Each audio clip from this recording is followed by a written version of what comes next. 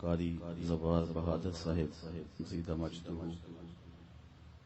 عالی مرتبت علماء کرام، حضرات سامعین و سامعات، بالخصوص بانی محفل الحاج صوفی شوکت علی قادری صاحب زیدہ مجدہ، السلام علیکم ورحمۃ اللہ وبرکاتہ۔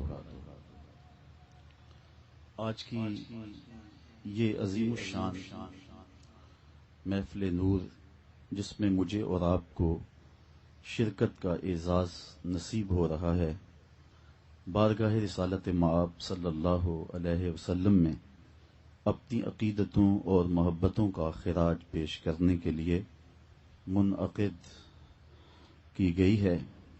اللہ تعالی ہماری حاضری کا ایک ایک لمحہ، ایک ایک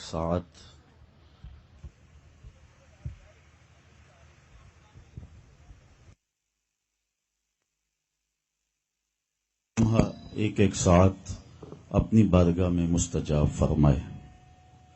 حضور علیہ السلام کا ذکر کرنے اور سننے کے لیے آج ہم یہاں جمع ہوئے ہیں۔ سر شام سے اس وقت تک محبتوں کا یہ ہجوم اپنے آقا و مولا کے حضور اپنی عقیدتوں کا خراج پیش کر رہا ہے، اور یقیناً اہل ایمان کو حضور کے ذکر سے قلب اور روح کی تسکین کا سامان میسر آتا ہے۔ حضرت شیخ مہدی الفاسی مطالع المسرات شرح دلائل الخیرات میں لکھتے ہیں، حضور کا ذکر سن کر جس شخص کے کلیجے میں ٹھنڈ نہیں پڑتی، اس کے سینے میں دھڑکنے والا دل کسی مومن کا دل ہی نہیں ہے۔ یہ ہو ہی نہیں سکتا کہ حضور کا ذکر ہو اور قلب کو قرار نہ پہنچے۔ پوچھنے والے پوچھتے ہیں کہ یہ مجالس، یہ محافل، یہ محافل نات جو تم منعقد کرتے ہو کہاں لکھا ہے؟ لکھے کی کمی نہیں ہے، ہمارے علماء دلائل کے انبار لگا دیتے ہیں۔ میں سادہ سے لہجے میں کہا کرتا ہوں، کیا حضور کے ذکر کے لیے بھی کسی دلیل کی ضرورت ہے؟ کبھی ایسا ہوا ہے کہ پھولوں کا تذکرہ چھڑا ہو اور بلبل کہے لکھا کہاں ہے؟ بات شمع کی چل رہی اور پروانہ دلیلیں ڈھونڈ رہا ہو، اور یہ بھی ممکن نہیں کہ بات سرکار مدینہ کی ہو رہی ہو اور امتی کو کسی دلیل کی ضرورت ہو۔ محب کے لیے اس سے بڑا سرمایہ اور کوئی نہیں، کوئی اس کے محبوب کا ذکر چھیڑ دے۔ آیت ذکر نعمان لنا فإن ذکرہ هو المسک ما کررتہ یتضوع۔ امام شافعی فرماتے ہیں، میرے ممدوح حضرت نعمان کی باتیں چھیڑو، ان کی باتیں ایسی کستوری ہے، تم جوں چھیڑتے جاؤ گے خوشبو پھیلتی چلی جائے گی۔ تو یقیناً محب کے لیے تذکرہ محبوب تسکین اور راحت کا سامان ہوتا ہے۔ رومی علیہ رحمہ نے لکھا، کسی نے مجنوں کو دیکھا کہ وہ ریت کے اوپر لیلا لیلا لکھ رہا ہے۔ پوچھا کیا کر رہے ہو؟ گفت مشق نام لیلا می کنم، خاطر خود را تسلی می دہم۔ کہنے لگا محبوب کا نام لکھ لکھ کے دکھی دل کو قرار دے رہا ہوں۔ نتیجہ یہ نکالتے ہیں کہ اگر لیلا کا نام مجنوں کو تسکین دیتا ہے تو کیا مصطفیٰ کریم کا نام امتی کے دل کی تسکین کا سبب نہیں ہے؟ میں تو کہا کرتا ہوں، میں خانہ سہارا دیتا ہے نہ جام سہارا دیتا ہے، ہم کو تو مدینے والے کا ایک نام سہارا دیتا ہے۔ ٹھنڈ پڑ جاتی ہے سینے میں جب کسی کے لبوں پہ اس نام کا چراغاں ہو، ان کا نام لبوں پر آئے، میٹھا میٹھا منہ ہو جائے، ان کے بول بہاروں جیسے اور اصحاب ستاروں جیسے۔ تو یقیناً اہل ایمان حضور کے تذکرہ نور سے، حضور کے ذکر خیر سے اپنے قلب کی تسکین کا سامان کرتے آئے ہیں۔ سو آج ہم اسی مقصد کے لیے یہاں بیٹھے ہیں۔ اللہ ایک ایک ساعت قبول فرمائے۔ یہ محافل نات، محافل میلاد نئی نسل کے اندر حضور کی محبت کو اجاگر کرنے کا ایک مؤثر ذریعہ ہے، اور ہمیں ان ذرائع سے اپنی نئی نسل کی آبیاری کرنی ہے اور ان میں حب رسول کے چراغ روشن کرنے ہیں۔ میرے پاس جو محدود وقت ہے اس میں اسی عنوان سے میں آپ سے صرف 4 باتیں کرنی ہیں۔ علامہ اقبال نے ایک مضمون کے اندر اس بات کو، ان کا ایک نثری مضمون ہے جس کے اندر انہوں نے لکھا کہ نئی نسل کے اندر حب رسول کی دولت منتقل کرنے کے لیے 3 ذرائع ہیں جو اختیار کیے جائیں تو یہ زود اثر ہوں گے اور نسل نو کے دلوں کے اندر حب رسول کی تخم ریزی ہو سکتی ہے۔ وہ 3 باتیں اور ایک بات اپنی جانب سے عرض کر کے میرا موضوع اپنے اختتام کو پہنچ جائے گا۔ اقبال کہتے ہیں کہ جس طرح اللہ نے ہمارے سینوں کو حب رسول کی دولت بیدار سے مالا مال کیا ہے، یہ ورثہ ہماری نسل میں بھی منتقل ہونا چاہیے، اور امت کی بقا کی ضمانت بھی حب رسول ہے۔ حضور علیہ الصلوۃ والسلام کی محبت یہ سرمایہ زندگی ہے اور سرمایہ ایمان ہے۔ دل اگر حب رسول سے خالی ہیں تو دل نہیں ہے۔ اگر آپ مجھے پوچھیں کہ دین کیا ہے، ایک تو یہ ہے کہ 3 گھنٹے کا لیکچر دیا جائے کہ دین یہ ہے، لیکن 2 لفظوں میں آپ پوچھنا چاہیں تو میں اقبال کا لہجہ ہی ادھار لوں گا۔ وہ کہتے ہیں دین سراپا سوختن اندر طلب، انتہائش عشق آغازش ادب۔ طلب محبوب میں تڑپنے کا نام دین ہے، ادب سے شروع ہوتا ہے عشق پہ ختم ہو جاتا ہے۔ تو اگر مومن کا سینہ حب رسول سے خالی ہے تو وہ مومن کا سینہ ہی نہیں ہے۔ تو ہم اللہ کی توفیق سے اس دولت بیدار سے مالا مال ہیں، تو یہ دولت اپنی نئی نسل میں کیسے منتقل کی جا سکتی ہے جو ہماری ذمہ داری ہے۔ تو اقبال نے کہا کہ نسل نو میں حب رسول کی تخم ریزی کے لیے زود اثر ذرائع میں سے ایک ذریعہ یہ ہے کہ ان کو کثرت کے ساتھ حضور پہ درود و سلام پڑھنے کی ترغیب دو۔ اس کا لازمی نتیجہ یہ ہے کہ ان کے سینوں میں حضور کا پیار جاگے گا۔ درود شریف پڑھنے سے قلب کو راحت بھی ملتی ہے۔ بہت سارے وظائف ہیں جو من کو سنوارتے ہیں اور باطن کی روشنی کا سبب ہیں، لیکن درود ایک ایسا وظیفہ ہے جو باطن کو بھی سنوارتا ہے اور ظاہر کو بھی سنوارتا ہے۔ درود پڑھنے والے کا دل بھی اجلا ہو جاتا ہے، اس کے چہرے پہ بھی نور آ جاتا ہے۔ درود شریف طبع کے اندر شائستگی پیدا کرتا ہے۔ آج بہت سارے لوگ اس بات کی شکایت کرتے ہیں کہ اولادیں ان کے کہے میں نہیں ہیں اور ان کی عادات اچھی نہیں ہیں۔ اگر آپ چاہتے ہیں کہ ان کی طبع میں شائستگی اور جمال پیدا ہو جائے اور ان کی عادات میں حسن اور نکھار آ جائے تو ان کو درود کی تسبیح دو۔ نتیجہ کیا ہوگا کہ ان کی عادتیں خود بخود سنورنا شروع ہو جائیں گی اور آپ چند دنوں کے اندر دیکھیں گے اور ایک اچھے اور پاکیزہ انسان کی صورت میں نشو و نما پا رہے ہیں۔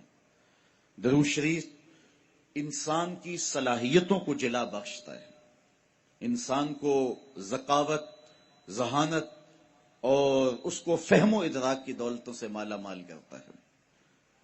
درود شریف کی یہ تاثیر بھی ہے کہ اس سے زبان میں اثر اور رس آ جاتا ہے۔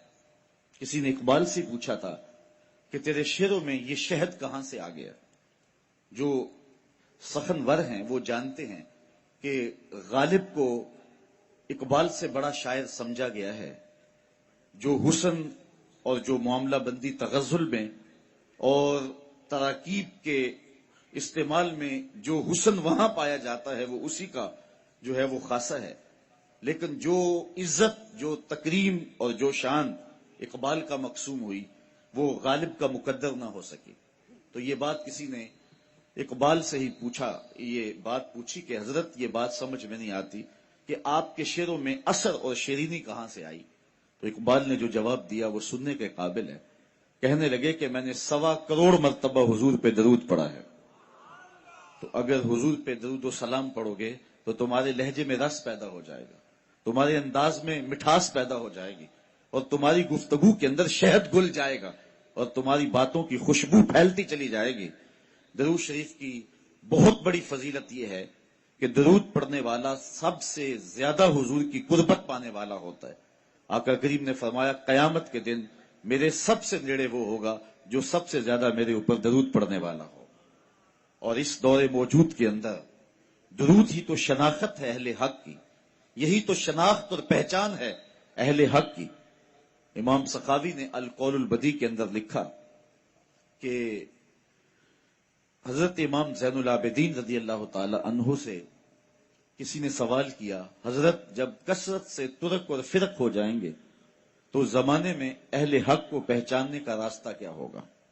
جب ہر شخص اپنی طرف کھینچ رہا ہو اور قرآن و حدیث سے دلائل فراہم کر رہا ہو، ایک عام آدمی تو سمجھ نہیں پاتا کہ حق پہ کون ہے اور باطل پہ کون ہے۔ ہر شخص تو قرآن کی بولی بول رہا ہے، ہر لفظ کی، ہر شخص کی زبان پر تو حدیث رسول کا وظیفہ ہے، اور 72-73 لوگ ایک آدمی کو کھینچ رہے ہیں۔ کبھی آپ نے لاری اڈے پہ دیکھا ہے جو کنڈکٹر حال کرتے ہیں سواری کا، ایک بچہ کھینچ کے لے گیا، دوسرا سامان کھینچ کے لے گیا، تیسرے نے خاتون کو بازو سے پکڑا ہے اور اپنی بس کی جانب کھینچ رہا ہے، تو بعض خواتین غصے میں آتی ہے اور کہتی ہیں ہم نے کہیں بھی نہیں جانا، حالانکہ جانا تو کہیں ہوتا ہے، لیکن اتنے لوگ اپنی جانب اس انداز سے بلا رہے ہوتے ہیں کہ سر چکرا جاتا ہے۔ اس طرح لوگ اپنی اپنی جانب دعوت دے رہے ہیں، آواز دے رہے ہیں، بلا رہے ہیں، مختلف ڈھنگ اور مختلف طریقے۔ اس نے مہربانی کی امام زین العابدین سے پوچھا، حضرت جب فرق اور ترک مختلف ہو جائیں گے تو حق کو پہچاننا کس طرح سے ہوگا؟ تو حضرت امام زین العابدین نے جو جواب دیا وہ بڑا خوبصورت تھا اور واضح لفظوں میں صریح جواب تھا۔ فرمانے لگے جو اہل السنہ ہوں گے وہ حق کی راہوں کے مسافر ہوں گے۔ سائل نے دوسرا سوال پوچھا، اگر بہت سارے لوگ اسی عنوان کے ساتھ موجود ہوں، اسی ٹائٹل کے ساتھ ہوں، تو ان میں سے پھر اصلی سنی کو پہچاننے کا طریقہ کیا ہے؟ تو سنو امام زین العابدین نے جواب کیا ملا، جواب کیا دیا، آپ کے سینے میں ٹھنڈ پڑ جائے گی، اور یہاں آپ آئے ہیں تو آپ کو اپنے پہ ناز ہوگا۔ حضرت امام زین العابدین فرمانے لگے، من علامات اہل سنہ کثرت الصلاۃ علی رسول اللہ صلی اللہ علیہ وسلم، اہل سنت کی علامتوں میں سے ایک نشانی یہ ہے کہ وہ کثرت کے ساتھ حضور پہ درود پڑھنے والے ہوں گے۔ آج ہمیں بطور تانا کہا جاتا ہے یہ درودیے ہیں، میں کہتا ہوں تم تو تانا دیتے ہو، ہم اس کو اپنے لیے تمغہ اعزاز سمجھتے ہیں، چونکہ درودیہ ہونا اعزاز ہے، ہم درودیے ہیں، بارودیے تو نہیں ہیں۔ تو حضور علیہ السلام پر کثرت سے درود و سلام پڑھنا یہ حب رسول کو سینوں میں پیدا کرنے کا مؤثر ترین ذریعہ ہے۔ دوسری بات، اپنی نسل کو، اپنی اولاد کو، آنے والی نسل نو کو حضور علیہ السلام کے فضائل و مناقب اور حضور کی عظمتوں کے باب سکھاؤ، تاکہ ان کے سینوں کے اندر حضور علیہ السلام کا پیار پیدا ہو۔ اگر اولاد کو یہ کہا جائے کہ نبی دیوار کے پیچھے بھی نہیں جانتا، تو بتائیے کہ اولاد کے سینے میں نبی کا پیار پیدا ہوگا؟ اولاد آج نہیں تو کل سوال کرے گی کہ سائنس کا عروج اور بانکپن یہ ہے کہ وہ پہاڑوں کی تہوں کے اندر چھپے ہوئے سونے اور چاندی اور اس کی مقدار کو بھی دیکھ لیتے ہیں، زمین کی کوکھ کے اندر جو چھپا ہوا تیل ہے اور کوئلہ ہے سائنس اسے بھی دیکھ رہی ہے۔ تو کیا سائنس یہ بانکپن اور یہ عروج رکھے کہ وہ پہاڑوں کی رگوں کے اندر سونے کے ذرات کتنے فیصد ہیں یہ بھی دیکھ لے، اور نبی دیوار کے پیچھے بھی نہ دیکھ پائے؟ تو آنے والی نسل کو کیا جواب دیا جائے گا؟ تو آنے والی نسل کو کہا جائے کہ ایسا نہیں ہے، اگر کسی نے یہ لکھا ہے تو اندھیرے میں بیٹھ کے لکھا ہے، بات دیوار کی نہیں ہے، اور نبی تو نبی رہا۔ نبی کے غلام حضرت عمر مسجد نبوی کے ممبر پہ بیٹھے ہیں، نہامد میں جنگ ہو رہی ہے، 1 مہینے کی مسافت ہے، دیوار کیا، راستے میں کئی پہاڑ کھڑے ہیں، اور حضرت ساریہ امیر لشکر پہاڑ کو چھوڑنے لگے۔ حضرت عمر یہاں سے پکارتے ہیں، یا ساریہ الجبل، اے ساریہ پہاڑ کو نہیں چھوڑنا، یہ شان ہے خدمت گاروں کی، سرکار کا عالم کیا ہوگا۔ تو اپنی نئی نسل کو ان حقیقتوں سے روشناس کرنا ہوگا۔ آج کے زمانے میں اگر آپ اپنی نسل کو یہ کہیں کہ نبی کسی چیز کا اختیار نہیں رکھتا، تو آج ہم سے نسل نو سوال کر سکتی ہے کہ انسان کے اختیارات تو کراں تا بکراں پھیل گئے ہیں۔ آج انسان نے زمین کی تنابیں تھام لی ہیں، سورج کی شعاؤں کو مسخر کر لیا ہے، پانیوں پہ قبضہ جم گیا ہے، ایٹم کا کلیجہ چیرا جا چکا ہے، چاند کی چھاتی روندی جا چکی ہے، اور مریخ کے سفر کی تیاریوں میں ہے انسان۔ انسان نے پوری دنیا کو گلوبل ولیج بنا لیا ہے۔ آج انسان کا بانکپن، اس کے تصرفات اور اس کی پہنچ دیکھنے والی ہے۔ یہ فراٹے بھرتی گاڑیاں اور یہ ہواؤں کے سینے کو چیرتے ہوئے طیارے، یہ انسان کے تصرف کی کہانی نہیں کہہ رہے؟ جب انسان کے اختیارات کی کہانی اس قدر پھیلتی چلی جا رہی ہے تو کیا نبی اختیار ہی نہیں رکھتا ہے؟ تو نئی نسل کو بتانا پڑے گا کہ نہیں، اگر یہ کسی نے کہا تو یہ اہل اسلام کا عقیدہ نہیں ہے۔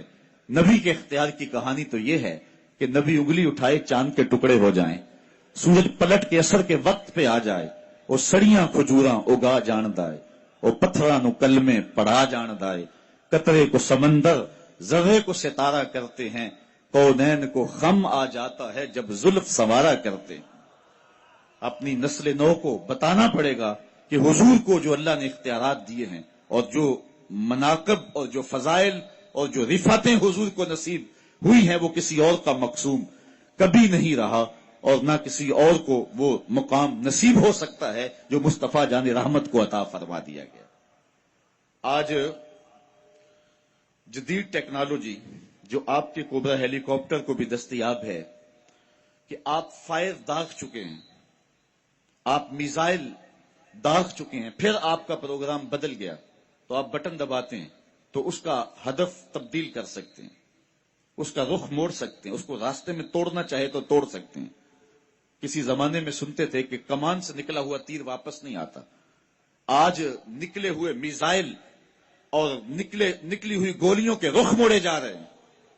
آقا کریم علیہ الصلوۃ والسلام حضرت انسان کے اس اختیار کو جانتے تھے۔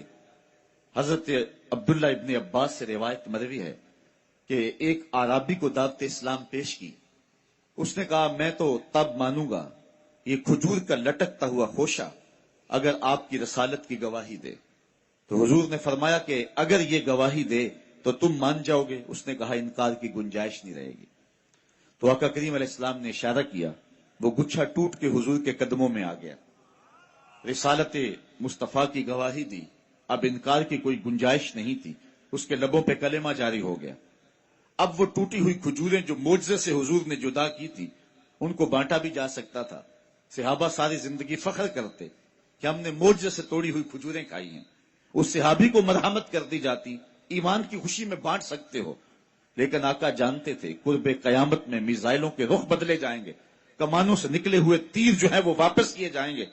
آقا کریم اس گچھے سے مخاطب ہو کے فرمانے لگے تجھے جس کام کے لیے بلایا وہ کام ہو گیا، اب واپس جا کے شاخ سے جڑ بھی جا۔ صرف توڑنا نہیں جانتے، جوڑنا بھی جانتے ہیں۔ تو یہ نبی علیہ السلام کے اختیارات کی کہانی ہے، اور مصطفیٰ کی عظمتوں کو اپنی نئی نسل کے سامنے رکھنا پڑے گا، حضور کے فضائل ان کے سامنے رکھنے پڑیں گے، حضور کے مراتب ان کو بیان کرنے پڑیں گے، تاکہ ان کے سینے کے اندر حضور علیہ السلام کا پیار اور حضور علیہ السلام کا احترام پیدا ہو۔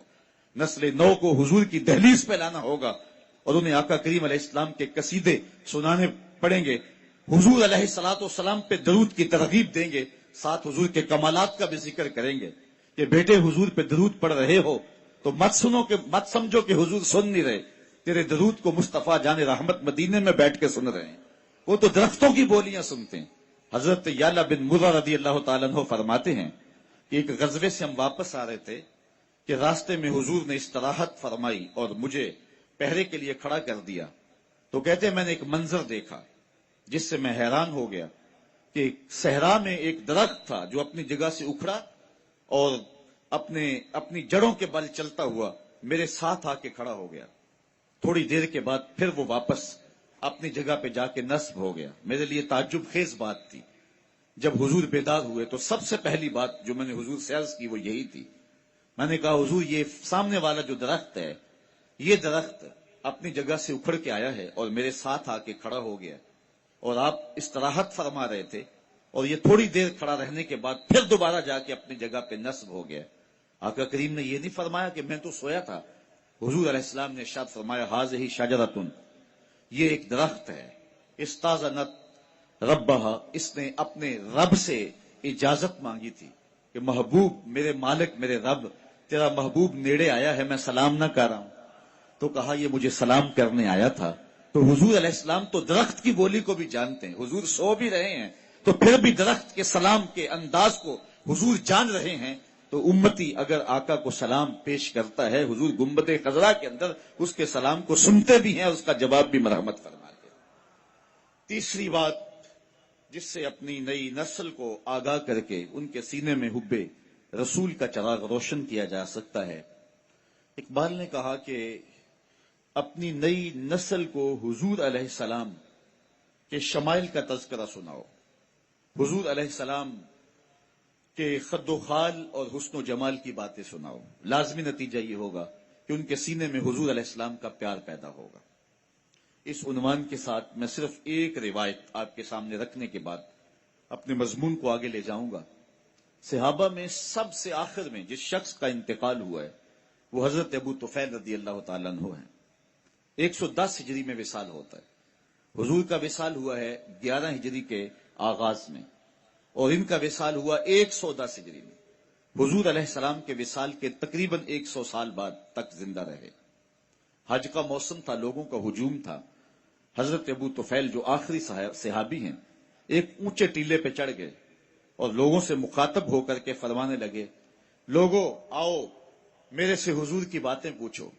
اس وقت روئے زمین پہ میرے علاوہ کوئی نہیں جس نے حضور کو دیکھا ہو۔ اس بات پہ ناز ہے کہ میری آنکھوں نے حضور کو دیکھا ہے۔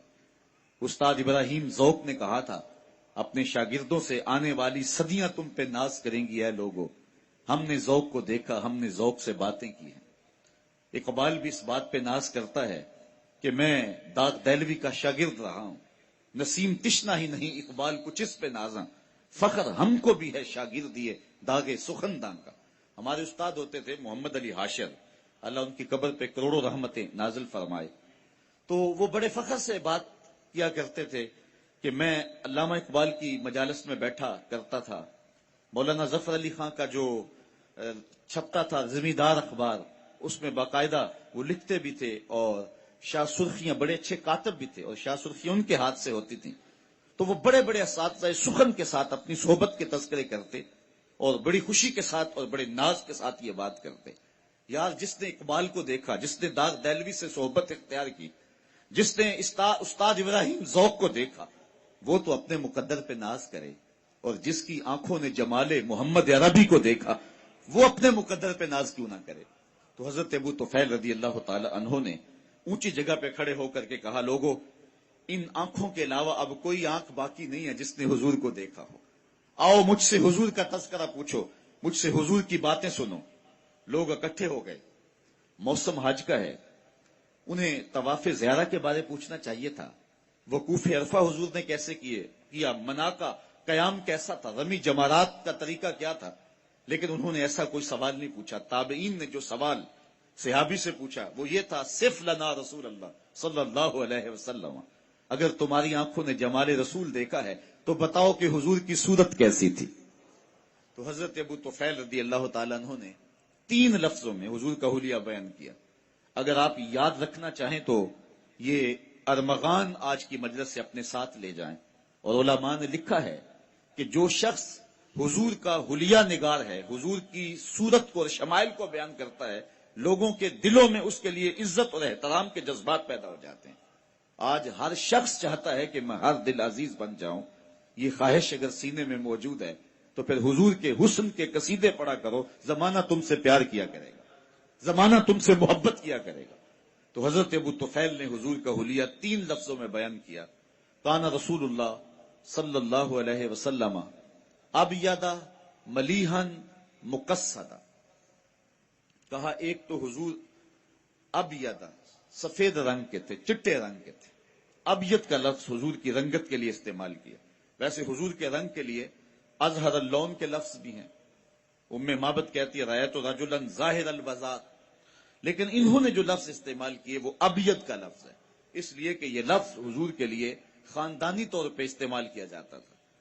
جس طرح دادا اپنے پوتے کا کوئی عرفی نام رکھ لیتا ہے، حضور کے دادا محترم نے حضور کا جو عرفی نام رکھا تھا وہ ابیض رکھا ہوا تھا، یا ابیض کہہ کے حضرت عبد المطلب پکارتے تھے۔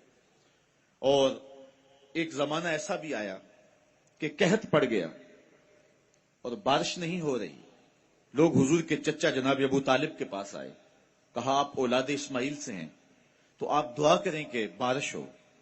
تو حضور کی عمر غالباً 9 سال تھی، انہوں نے حضور کو اٹھایا اور سین حرم میں لے آئے، اور کعبۃ اللہ کی دیوار کے ساتھ حضور کو یوں کھڑا کیا کہ حضور کی پشت کعبہ کی دیوار کے ساتھ لگ رہی تھی، اور ایسے ہاتھ پھیلا کے کہا مالک اس گوری رنگت والے کے صدقے مین ڈال دے۔ راوی کہتا ہے کہ لوگ گھروں میں پہنچے نہیں تھے کہ چھم چھم می برسنے لگا۔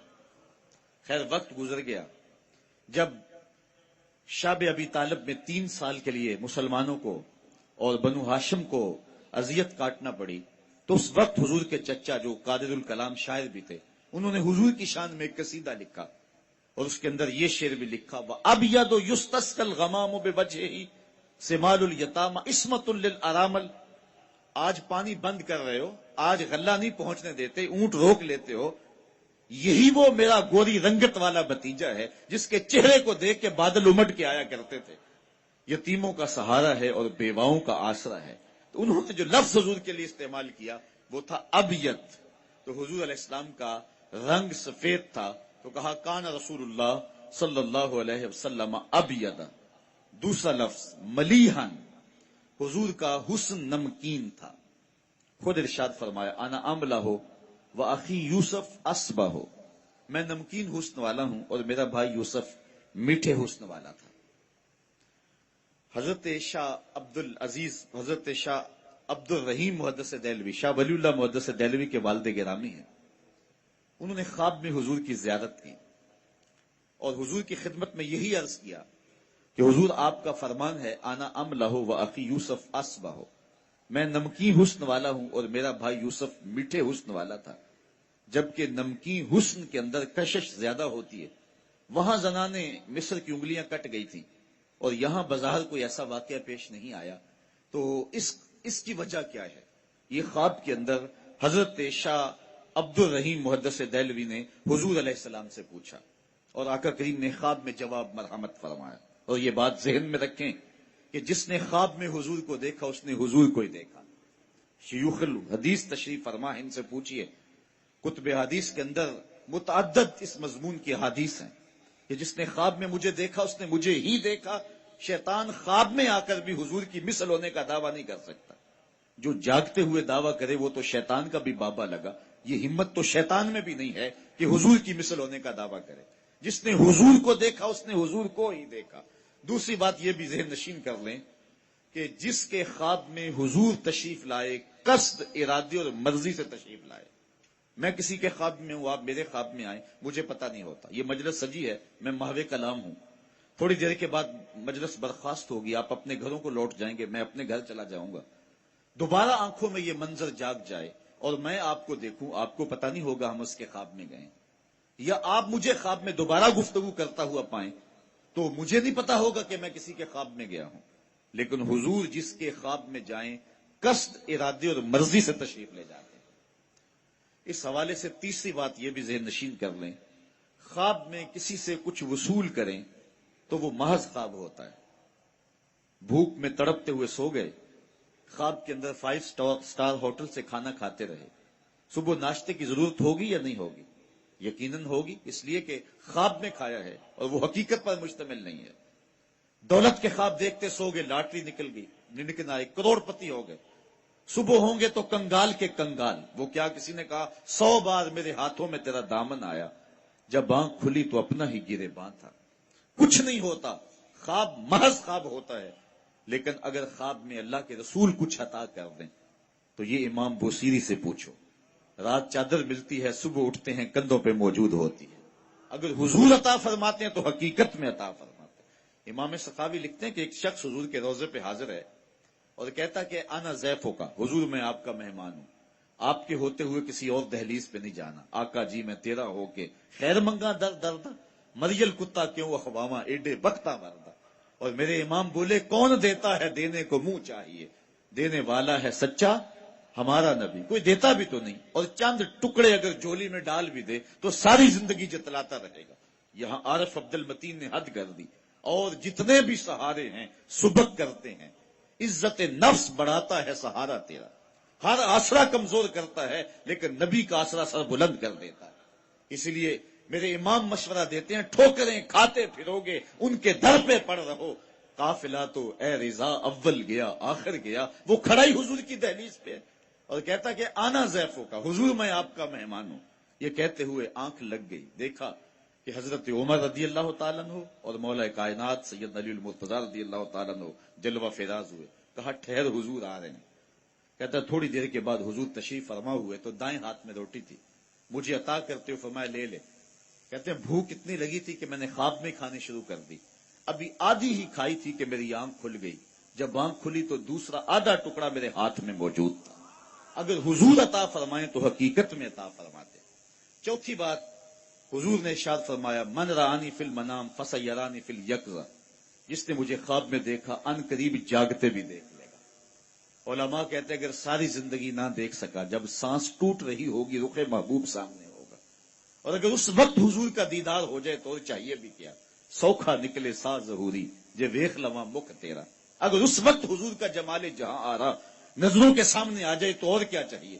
تو شاہ عبد الرحیم محدث دہلوی شاہ ولی اللہ کے والد کہتے ہیں میں نے خواب میں حضور کی زیارت کی اور یہ سوال کیا حضور آپ کا فرمان ہے کہ میرا حسن نمکین ہے اور جناب یوسف کا حسن میٹھا تھا، وہاں زنان مصر کی انگلیاں کٹ گئیں اور یہاں ایسا کوئی واقعہ پیش نہیں آیا، تو اس کی کیا وجہ ہے؟ تو آقا کریم نے ارشاد فرمایا جمالی مستور عن اعین الناس غیرۃ من اللہ، اے عبد الرحیم اللہ نے غیرت محبت کی وجہ سے میرے حسن کو لوگوں کی نظروں سے چھپا کے رکھا ہے۔ کوئی محب نہیں چاہتا کہ میرا کوئی محبوب دیکھے۔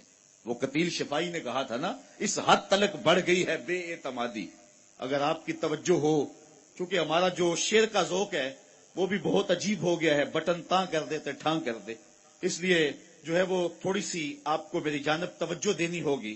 قتیل شفائی کا یہاں لہجہ دیکھیے کہ اس حد تلک بڑھ گئی ہے بے اعتمادی، اس حد تلک بڑھ گئی ہے بے اعتمادی کہ تجھ کو تجھ سے بھی چھپانا چاہتا ہوں۔ تو محبت کا تقاضا یہ ہے کہ محبوب کو کوئی نہ دیکھے، کہا جمالی مستور عن اعین الناس غیرۃ من اللہ، غیرت محبت کی وجہ سے اس نے میرے حسن کو میرے جمال کو لوگوں کی نگاہوں سے چھپایا ہوا ہے۔ اور صوفیاء فرماتے ہیں 70,000 بشریت کے پردے جمال مصطفیٰ پہ ہیں، اور اگر وہ پردے اٹھ جائیں تو کوئی تاب نہ لا سکے، بلکہ بزرگ فرماتے ہیں کائنات پگھل جائے اگر پردے اٹھ جائیں حضور تو کوئی تاب ہی نہیں لا سکتا۔ حضرت حسان بن ثابت رضی اللہ تعالیٰ عنہ فرماتے ہیں فلما نظرت الى انوارہ فودعت کفی علی عینی خوفا من ذہاب بصری، جب میں حضور کے جمال جہاں آرا کو دیکھتا تھا تو میں آنکھوں پہ انگلیاں رکھ لیتا تھا اور انگلیوں کی اوٹ سے حضور کا دیدار کرتا تھا کہ آقا کریم کے جلووں کی تابش سے میری آنکھوں کی بینائی نہ جاتی رہے۔ یار یہ کون کہہ رہے؟ حسان بن ثابت رضی اللہ تعالیٰ عنہ۔ اور آپ جانتے ہیں کہ حضرت حسان بن ثابت شاعر ہیں، اور شاعر حسن دیکھنے میں بڑا دلیر ہوتا ہے، اور وہ دلیر شخص بھی یہ حسن دیکھے جو چھپا ہوا ہے تو آنکھوں پہ انگلیاں رکھ کے دیکھے، اور اگر یہ حسن بے نقاب ہوتا تو کیا ہوتا؟ یہی بہتر ہے کہ وہ پردے میں رو پوش رہے، وہ اگر پردہ اٹھا دے تو کسے ہوش رہے۔ اور مولانا حسن رضا فاضل بریلوی نے کیا خوب کہا تھا، وہ اگر جلوہ کریں تو کون تماشائی ہو۔ تو اللہ نے محبوب کے حسن کو لوگوں کی نگاہوں سے چھپا رکھا ہے، لیکن اس کے باوجود بھی جلووں کی تاب کوئی نہیں لا سکتا ہے۔ اعلیٰ حضرت کا تضاد کا ایک شعر ہے، ولی دکنی سے لے کر کے غالب اقبال تک اور اس دور تک تضاد کا اس پائے کا شعر ہم نے نہیں دیکھا ہے۔ کیا خوب کہا اعلیٰ حضرت نے کہ حسن یوسف پہ کٹی مصر میں انگشت زنا، سر کٹاتے ہیں تیرے نام پہ مردان عرب۔ اللہ اکبر، ذرا دیکھیے ذوق۔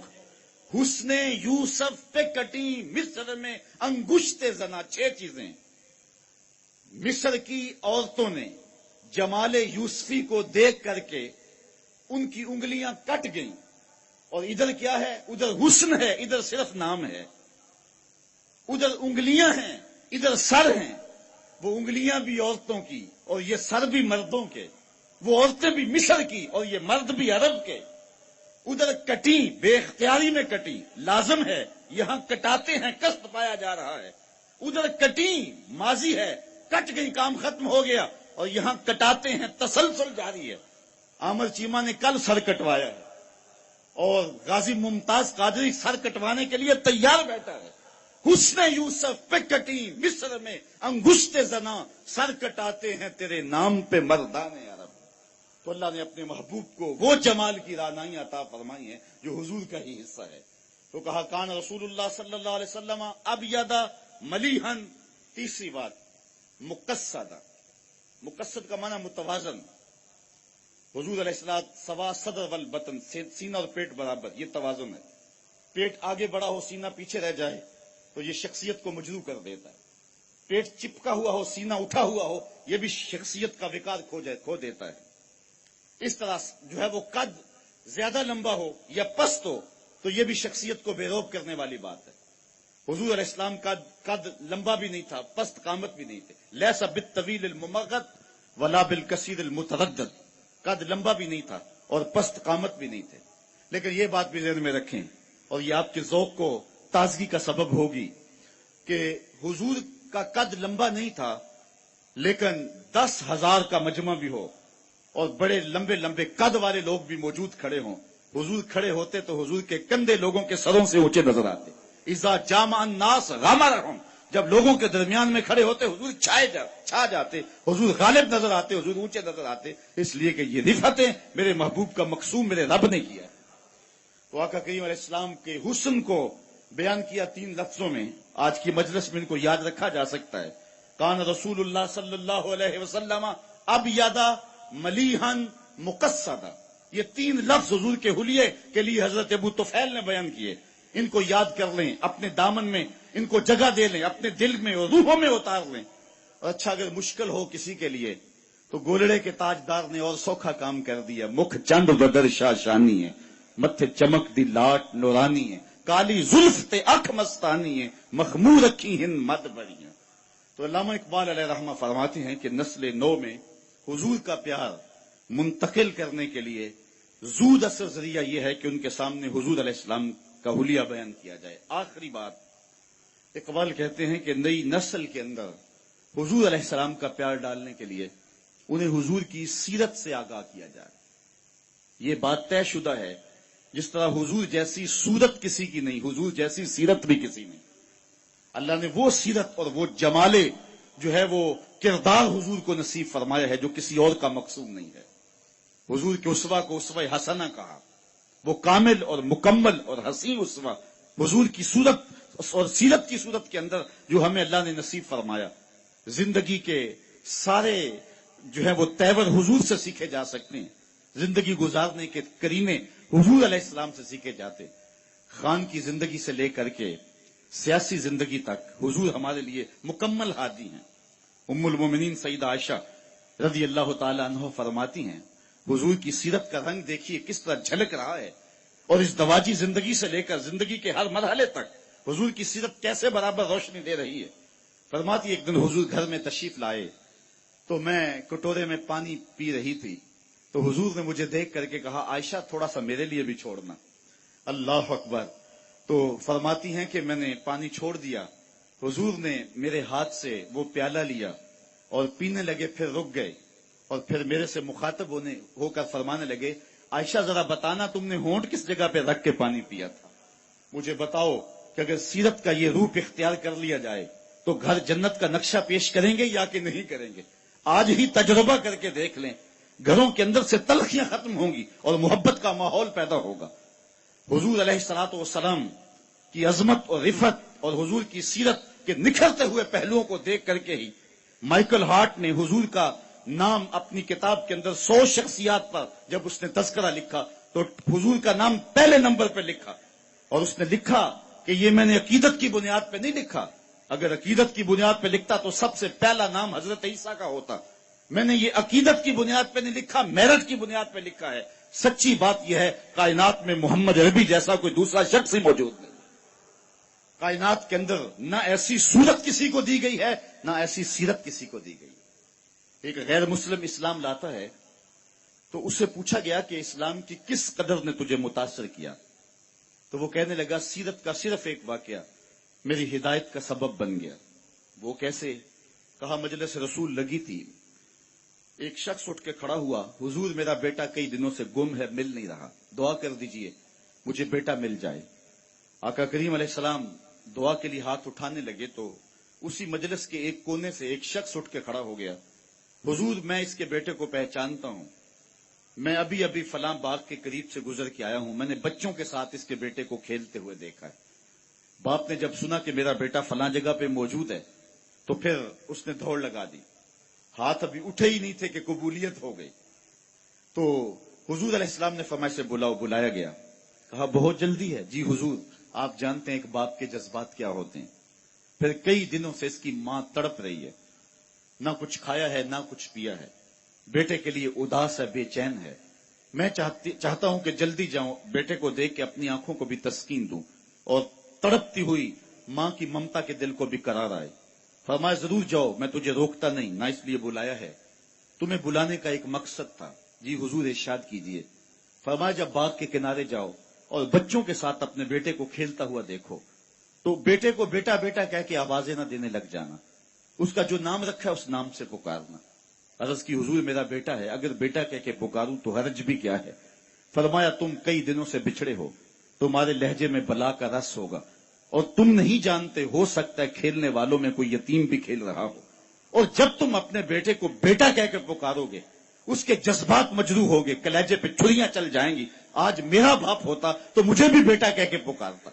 तो आका करीम अलैहिस्सलाम ने फरमाया ये शौक घर जाके पूरा कर लेना, लेकिन बच्चों के सामने, जिन बच्चों को तुम नहीं जानते हो, अपने बेटे को बेटा कह के भी नहीं पुकारना। ये शरीयत इस्लामिया का मिजाज है। बेवा के सामने अपनी बीवी से प्यार न करो, गरीब के सामने अपनी दौलत की नुमाइश न करो। मेरे हुजूर ने यहां तक इरशाद फरमाया अपने गोश्त की खुशबू से गरीब हमसाए को तकलीफ न दो, या तो थोड़ा सा पानी ज्यादा डाल लो और शोरबे की एक प्याली हमसायों के घर भी भेज दो। अगर ऐसा नहीं कर सकते तो ऐसे जाविये और ऐसे वक्त में खाना पकाओ जब गरीब के बच्चे सो चुके हों। अगर मजदूर के बच्चे जिद कर बैठे और उनका बूढ़ा बाप और मजदूर और गरीब बाप उनकी जिद को पूरा न कर सका, उन बिलखते हुए बच्चों को चुप कौन करवाएगा। वो क्या किसी ने कहा था, दोपहर को सुला देती है बच्चों को वो इस डर से गली में फिर खिलौने बेचने वाला ना आ जाए। कभी हमने इन लोगों के दर्द को भी समझा, हमने कभी सीरत के इन पहलुओं पर भी गौर किया। आज हम अपनी बेटी की शादी करते हैं तो उसका जहेज चारपाइयों पे बिछा देते हैं, और हमारे देहातों में रिवाज है कि खातून को कहते हैं कि जाओ पूरे मोहल्ले में, पूरी बस्ती में जाके ढंडोरा दे दो कि बेटी का जहेज देख जाओ। यार दिया तो अपनी बेटी को है और तोहफा दे रहे हैं, लोगों क्यों दिखला रहे हैं? सिर्फ दाद वसूल करने के लिए। मलिक साहब ने, खान साहब ने, चौधरी साहब ने हद कर दी, कमाल कर दी, बढ़ा दिया, अपनी बेटी का घर भर दिया। यार तुमने तो दाद वसूल कर ली। चौपालों में, बैठकों में तस्करा भी चला, तंदूरों पे औरतें बातें भी करने लगी, तुम्हारे नाम के झंडे भी गड़ गए, लेकिन तुमने ना सोचा तुम्हारी बेटी का जहेज देखने के लिए यतीम बच्चियां भी आईं, तुम्हारी बेटी का जहेज देखने के लिए उस बूढ़े मजदूर की बेटियां भी आईं जो सुबह उठ करके मजदूरों वाले अड्डे पे जाके बैठ जाता है और उसको बूढ़ा समझ के कोई कबूल नहीं करता, और वो कहता मुझे 10 रुपए कम दे देना, मुझे साथ ले जाओ, लेकिन उसको कोई साथ ले जाने के लिए तैयार नहीं होता। जब धूप खूब चमक पड़ती है और उसे मायूसी होती है कि अब कोई लेने नहीं आएगा, तो वो डब्बा लटका करके रोटी वाला घर जब वापस पलटता है तो कोई जानता है उसके कदम कितने बोझल होते हैं। आज वो अपनी बीवी को घर से निकलते कह के आया था कि जो रकम मिलेगी उसका आटा लेकर के आऊंगा, उसका घी लेकर के आऊंगा। आज वो खाली डब्बा रोटी का वापस जब पलटा के ले जा रहा होता है, उसके लिए घर की दहलीज नहीं होती, पुलसरात होती है, और अंदर लोगों के कपड़े सी सी के और लोगों के घरों के बर्तन मांज मांज के अपने जहेज की चीजें बनाने वाली बेटियां जब अपने बाप को यूं आज भी खाली आता हुआ देखती हैं, तो जो कचोके उनके दिल पे लगते हैं उसका मदावा किसके पास है। तुमने तो दाद वसूल कर ली, लेकिन तुम्हारी बेटी का जहेज देखने के लिए उस मजदूर की बेटियां भी गई। तारा टूटता सबने देखा, ये ना देखा एक ने भी, किसकी आंख से आंसू टपका, किसका सहारा छूट गया। काश के उन दर्दमंदों का भी हमने हाल पूछा होता और उन दुखियों के रिश्ते हुए जख्मों पर भी हमने मरहम रखी होती और हुजूर की सीरत के पैगाम को हमने समझा होता, और हम अपनी मुआशरत और अपने इर्द गिर्द के माहौल के अंदर इन चीजों को, अपने मोहल्ले और अपनी गली के अंदर इन चीजों को देखा होता। साहेब, रात की तन्हाई के अंदर गरीब के घर में जाके जो है वो पैसे फेंक आना, ये बहुत मुश्किल काम है। इससे मुआशरे में दाद नहीं मिलती है। लोग जो है वो अखबारात में इश्तिहार नहीं छपाते हैं, ये मुश्किल काम है। इसलिए इंसान इस मुश्किल घाटी नहीं चढ़ता है। अल्लाह ताला सूरतुल बलद में इरशाद फरमाया, फलक्तहा मल अक़बा वमा अदराका मल अक़बा फक्कु रक़बा। अल्लाहु अकबर। ओ इतआमुन फी यौमिन ज़ी मसग़बा। ये मुश्किल घाटी है। किसी फंसे हुए की गर्दन छुड़ाना है, किसी लाचार के काम आना है, किसी दुखी के काम आना है। मेरे और आपके आका मौला हुजूर खत्मुल मर्तबत सल्लल्लाहु अलैहि वसल्लम ईद पढ़ने जा रहे हैं, रास्ते के अंदर एक यतीम बिलखता बच्चा देखा। हुजूर रुक गए, सर पे शफकत का हाथ रखा, पूछा बेटे आज ईद का दिन है, तुम रो रहे हो? कहा मेरा बाप फला गजवे में शहीद हो गया, मेरी मां का साया भी सर पे नहीं, भरी दुनिया में यहां मेरा कोई नहीं है। दीवार के साथ लग के बिलख रहा है। عیدگاہ میں انتظار ہو رہا ہے، ہزاروں لوگ منتظر ہیں. آقا کریم نے دل جوئی یتیم کو، یتیم کی دل جوئی کو اتنا مقدم سمجھا کہ اس کو لے کے واپس گھر آئے اور آ کے کہا کہ اس کو لباس دیا جائے، اس کو کھانا کھلایا جائے. اور اس کو جیسا حسنین کریمین کو لباس دیا گیا تھا ایسا اس بچے کو پہنایا گیا، کھانا کھلایا گیا. حضور نے احساس محرومی دور کرنے کے لیے مزید اس کے سر پہ شفقت بھرا ہاتھ رکھا اور مسکراتے ہوئے فرمایا، کیا بیٹا تو اس بات کو پسند نہیں کرتا کہ محمد تیرا باپ لگے، عائشہ تیری ماں لگے اور فاطمہ تیری باجی لگے؟ اس نے کہا یہ رشتے مل جائیں تو اور کیا چاہیے. کہا آج کے بعد یہ تیرے رشتے ٹھہرے. ایک انگلی سے حسنین کو لگایا ہے، ایک انگلی سے وہ یتیم بچہ ہے. حضور عیدگاہ کی طرف بڑھ رہے ہیں، اور بھی بچے اپنے ماں باپ کے ساتھ جا رہے ہیں. یہ یتیم زبان حال سے کہتا ہے تھا تو یتیم، لیکن یتیمی کا مزہ آ گیا، مصطفیٰ کی انگلی تھام کے جا رہا. تو حضور علیہ السلام کی سیرت جب نسل نو کے سامنے رکھیں،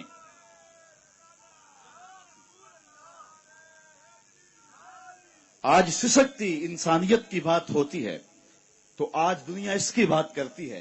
تو آئیے اپنے آقا کی سیرت کو اس روپ کے اندر دیکھیں، پڑھیں اور اس کی خوشبو کو پھیلائیں اور نسل نو کو بتائیں کہ آقا کریم علیہ الصلوۃ والسلام کس طرح دکھیوں کے درد بانٹنے والے تھے اور لاچاروں، یتیموں اور مسکینوں کے کس طرح کام آنے والے تھے. سمال الیتامى عصمت للارامل، بیواؤں کے آسرے تھے اور غریب ہو کے یتیم ہو کے یتیم پرور تھے. یہ 9 سال کی عمر ہے حضور کی، اس وقت کہا جا رہا ہے حضور کے لیے سمال الیتامى، یتیموں کا سہارا اور آسرا ہے. تو آقا کریم علیہ السلام نے ہمیں سیرت کے جو رخ دیے، سیرت کے جو انداز سکھائے. یار حضور کے تو معجزات بھی ہم دیکھیں تو وہاں بھی سیرت نکھرتی ہوئی دکھائی دیتی ہے. میری بات اگر طول نہ پکڑے تو مجھے ابو ہریرہ یاد آ رہے ہیں رضی اللہ تعالی عنہ. فرماتے ہیں کہ ایک دن حال یہ ہوا کہ پیٹ میں کچھ بھی نہیں تھا. کئی دن گزر جاتے صفہ کے چبوترے پہ بیٹھنے والے لوگوں کے کہ ان کو کھانے کے لیے اور پینے کے لیے کچھ میسر نہ آتا. کہتے ہیں میں مسجد نبوی کے ایسے زاویے پہ آ کے بیٹھ گیا جہاں لوگوں کا گزر ہوتا تھا. آرزو یہ تھی کوئی گزرتا ہوا شخص میرے چہرے کو پڑھ لے اور میرے من میں اتر جائے. ہستی پلکوں کے نیچے غم بھی پلتے ہیں مگر کون دیکھتا ہے اتنی گہرائی میں. حضرت ابو ہریرہ فرماتے ہیں بھوک سے نڈال تھا، قبر سیدھی نہیں ہو رہی تھی اور سوال کرنا میری غیرت کے منافی تھا. میرا خیال تھا کہ کوئی گزرتا ہوا میرے حالات سے آگاہ ہو جائے گا. خیر لوگ گزرتے گئے. میں نے کہا کوئی بات کرنی چاہیے. حضرت عمر رضی اللہ تعالیٰ عنہ آئے. میں نے ان سے قرآن مجید کی کوئی آیت پوچھی، انہوں نے آیت بتائی اور آگے بڑھ گئے. شاید وہ جلدی میں تھے اور جو میرا مسئلہ تھا وہ معلوم نہ ہو سکا انہیں. پھر میں منتظر رہا. حضرت صدیق اکبر آئے رضی اللہ تعالیٰ عنہ. میں نے ان سے کوئی مسئلہ شرعی پوچھ لیا، انہوں نے بھی مسئلہ بتایا اور آگے بڑھ گئے. میں نے سوچا میرا مسئلہ تو وہیں رہ گیا. کہتے ہیں اب میں پریشان تھا کہ ایک جانب سے روشنی اٹھی اور دل و قلب و نگاہ کا مرشد اولین آ گیا. حضور تشریف لے آئے تو میں نے حضور سے بھی کوئی مسئلہ ہی پوچھا.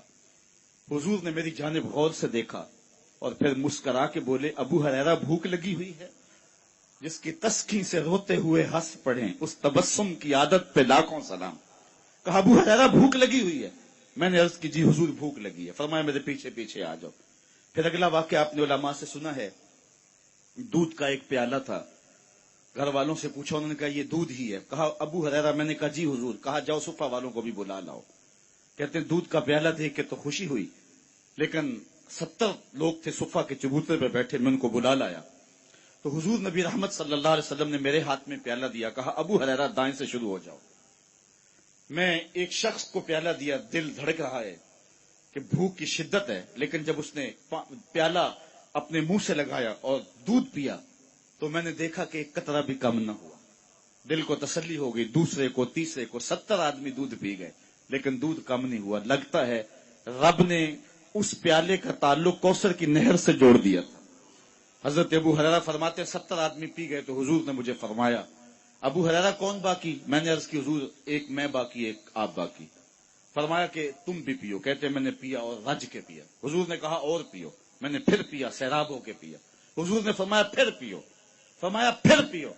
میں نے کہا مجھے قسم ہے اس رب کی جس نے آپ کو حق کے ساتھ مبعوث کیا ہے، میرے میں ایک قطرے کی گنجائش بھی نہیں ہے. تو حضور نے میرے ہاتھ سے پیالہ لیتے ہوئے نوش جاں کیا. اللہ اکبر.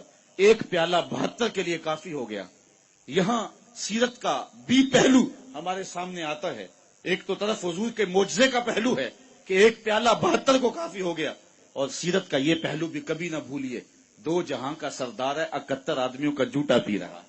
یہ پہلو بھی نگاہوں میں رہے اور حضور کی سیرت کو معاشرے میں چھڑک دیں, اور آقا کریم علیہ الصلوۃ والسلام کی جمال سیرت کی روشنی کائنات کے اندر بانٹ دیں, اور حضور علیہ السلام کی محبت کا چراغاں کرے.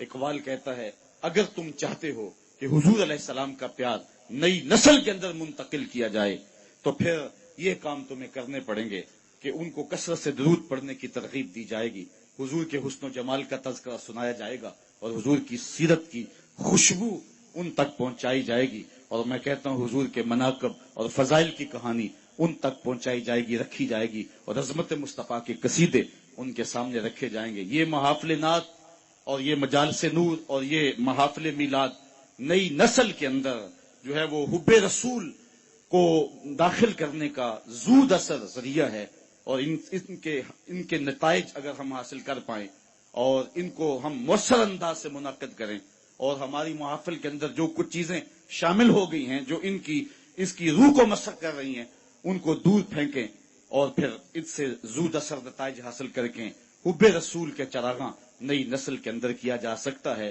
اور یہ بات آپ کو بتاؤں کہ امت کی وحدت کی علامت ہی محبت رسول ہے, اور کائنات کے اندر اگر روشنی اور اجالے چاہتے ہو, اقبال نے سارا فلسفہ اسے ایک شعر میں نچوڑ دیا ہے کہ محمد سے وفا تو نے تو ہم تیرے ہیں, یہ جہاں چیز ہے کیا لوح و قلم تیرے ہیں, پھر لوح بھی تیرے ہاتھ میں رکھ دیں گے, قلم بھی تیرے ہاتھ میں رکھ دیں گے, پھر خدا بندے سے خود پوچھے گا بتا تیری رضا کیا ہے.